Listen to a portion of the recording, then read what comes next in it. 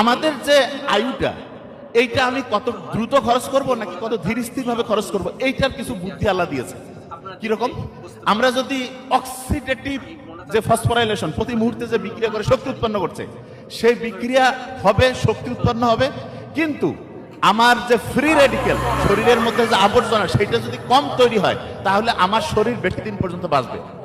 যেমন আমার শ্রদ্ধেয় যে আপনাদের প্রতিষ্ঠানের যিনি কর্ণধার, উনি জানবেন একটা জিনিস আছে, ওনারা যখন প্রতিষ্ঠান চালায়, ইটিপি বলে একটা জিনিস আছে, ইফ্লুয়েন্ট ট্রিটমেন্ট প্ল্যান্ট, আমার মনে হয় উনি জানেন।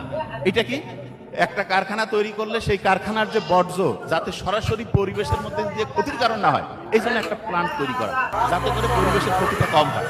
ঠিক তেমনি করে আপনার শরীরে প্রতি মুহূর্তে শক্তি উৎপন্ন হবে, কিন্তু ক্ষতির পরিমাণ যাতে কম হয়, এইটার জন্য কিছু কায়দা কানুন আছে।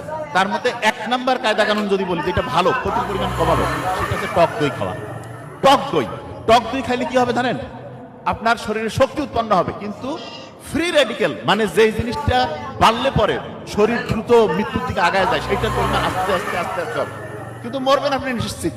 আল্লাহ যে বলছে যে প্রত্যেক প্রাণীকে মৃত্যুর স্বাদ গ্রহণ করতে হবে, এইটার ফর্মুলাটা হচ্ছে আমাদের শরীর প্রতি মুহূর্তে শক্তি উৎপন্ন করে না? শক্তি উৎপন্ন করলেই আপনার একটা হচ্ছে মৃত্যুর দিকে এগিয়ে যাইতেই হবে, কিন্তু কথা হলো যে কোন গতিতে আপনি যাইতে যাচ্ছেন। ওই একদম এনার্জি সেভিং বাল্বের মতো যদি আস্তে আস্তে আস্তে আস্তে, তাহলে লম্বা সময় আপনি বাঁচবেন।